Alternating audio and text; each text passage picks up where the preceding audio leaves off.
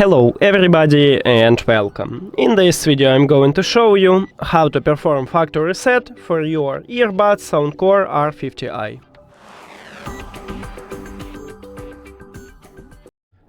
To perform a factory reset, firstly remove your earbuds from the charging case, and after that at the back side of the earbuds at the top we have the SOUNDCORE logo, and here's touch areas. You need to press and hold both of them for at least 10 seconds. So 1, 2, 3, 4, 5, 6, 7, 8, 9, 10. Cool, we just did it. And now let's remove these earbuds from the phone. So at the Bluetooth, click the information icon or settings icon near to your earbuds at the device list.